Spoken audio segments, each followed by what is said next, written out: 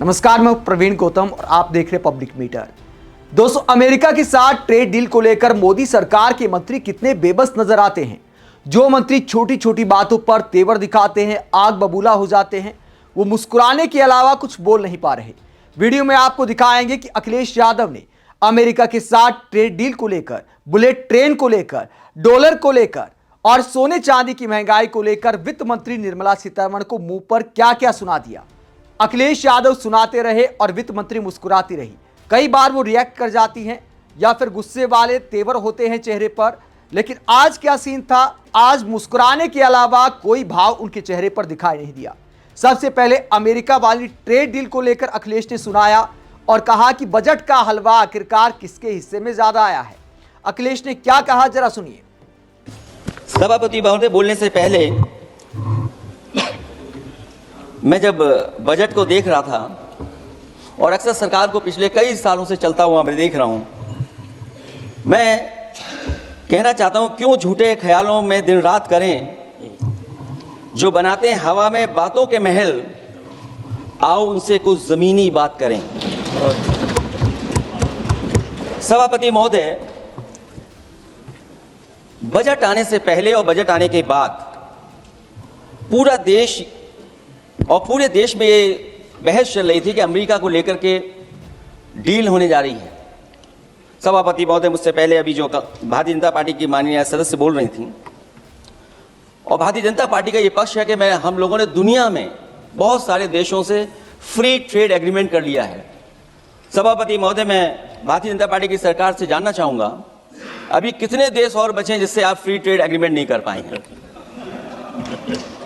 कुछ ऐसे भी देश बचे होंगे शायद जिनसे आपकी इच्छा होगी कि हम फ्री ट्रेड एग्रीमेंट कर लें। और सभापति महोदय, का फ्री ट्रेड एग्रीमेंट हो भी जाते हैं, जो लोग कभी रुपए के बारे में बहुत चिंता करते थे, कभी कभी उम्र से, कभी कभी दूसरे लोगों के उससे जोड़ देते थे, इतने सब फ्री ट्रेड एग्रीमेंट होने के बाद और अमेरिका से डील नहीं ढील हुई है, उसके बाद हमारा रुपया कहां पहुंचेगा? और अगर यही डील होनी थी तो 11 महीने इंतजार क्यों कराया? अगर यही डील होनी थी सभापति महोदय, तो 11 महीने किस बात का इंतजार था? हमारे कारोबारियों को या हमारे जितने भी उद्योग से जुड़े लोग हैं, उनके साथ ये परेशानी क्यों? बजट पर सबसे पहला सवाल यही है कि डील पहले बनी है बजट, और बजट का हलवा यहां ज्यादा बटा के वहां। सभापति महोदय, स्वदेशी, आत्मनिर्भर, ये शब्द तो बहुत अच्छे लगते हैं, लेकिन जब डील हो गई है तो क्या इस बजट को लाने से पहले आत्मनिर्भरता और स्वदेशी को अपने अपने शब्दकोश से हटा दिया है, या इसको उल्टे अर्थ में विलोम शब्दकोश में डाल दिया है?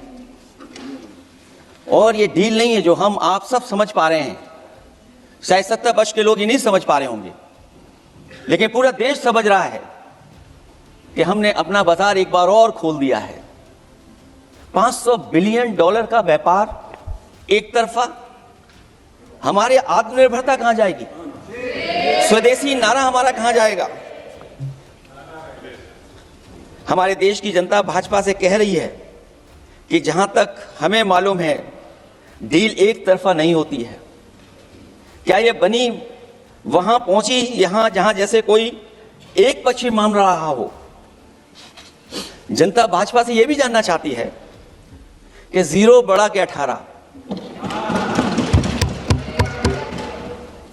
सभापति महोदय, भाजपा का समझौता गणित क्या यह है कि 18 0 के बराबर है? क्या 18 हमारा 0 के बराबर है? देश के किसानों, दुकानों, उद्योगों को बचाने के लिए खोखले शब्दों के अलावा भाजपा के पास कोई और सुरक्षा कवच या संरक्षण योजना है कि नहीं है? इसलिए मैं सभापति महोदय कहना चाहता हूं, यह बजट दिशाहीन है। इस बजट में कोई विजन नहीं है कि 2047 तक हमारा देश विकसित भारत बन जाएगा। और हम जैसे लोगों को, समाजवादियों को तो सरकार से पहले ही उम्मीद नहीं थी, और जिस सरकार से उम्मीद ना हो उसकी बजट से क्या उम्मीद होगी? तो अखिलेश यादव कहते हैं कि बजट का हलवा भारत में ज्यादा बटा है कि अमेरिका में ज्यादा बटा है। इस बात को सुनकर निर्मला सीतारमण मुस्कुरा देती हैं।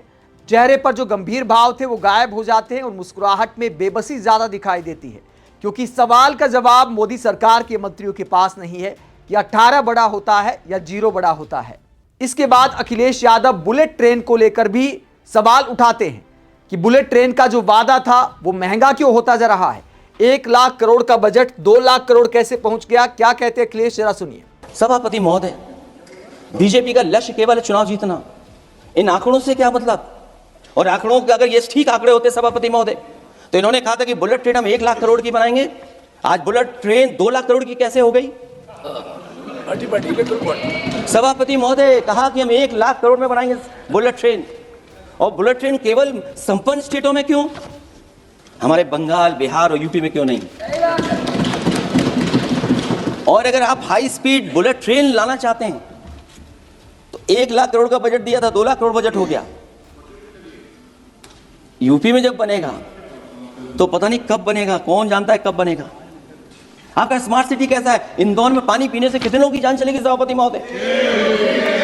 और कोई शहर बता दीजिए जहां कूड़ों का ढेर ना हो, जब देश के प्रधानमंत्री ने झाड़ू उठाया हो और उसके बाद भी कहीं कूड़ा ना हटे सभापति महोदय। तो प्रधानमंत्री मोदी के वीडियो बनाने को लेकर कटाक्ष करते हैं अखिलेश यादव की पीएम मोदी झाड़ू उठाकर वीडियो बनाते हैं, प्लास्टिक की बोतल उठाते हुए वीडियो बनाते हैं। उसके बावजूद देश के शहरों के बुरे हाल हैं, जगह जगह कूड़े के ढेर रहते हैं। स्वच्छ भारत को लेकर तंज कसते हैं अखिलेश यादव।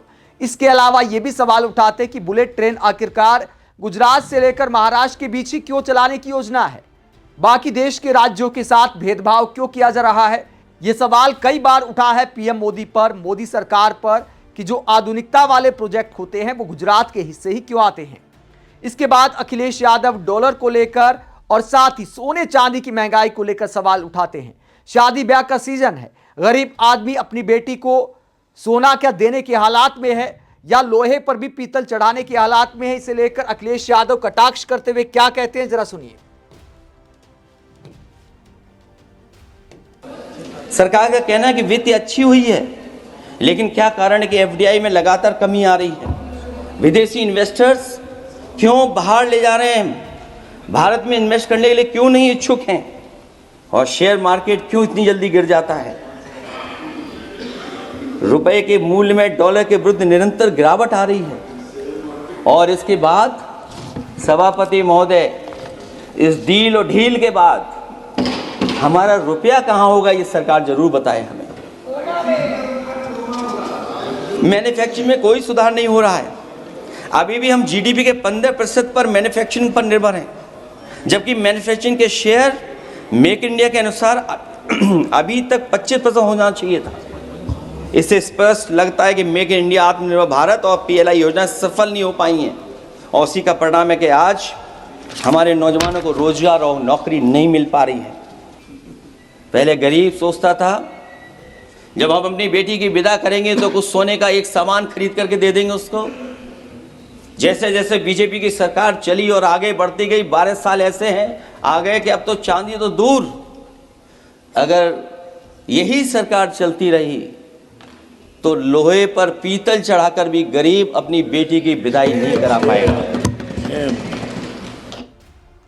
तो अखिलेश यादव तमाम मुद्दों को लेकर, अर्थव्यवस्था के तमाम पहलुओं को लेकर मोदी सरकार को टारगेट पर लेते हैं और सवाल पूछते हैं कि डील हुई है या ढील हुई है, और इससे भारत की अर्थव्यवस्था को क्या फायदा होगा, क्या रुपए की सेहत सुधर पाएगी। जो पीएम मोदी बातें करते थे कि जब रुपया गिरता है, देश की करेंसी गिरती है, तो प्रधानमंत्री की साख गिरती है, तो उस पर तंज कसते हैं अखिलेश यादव। और निर्मला सीतारमण पीएम मोदी से सवाल पूछते हैं कि भारत को आखिरकार इससे क्या फायदा होगा।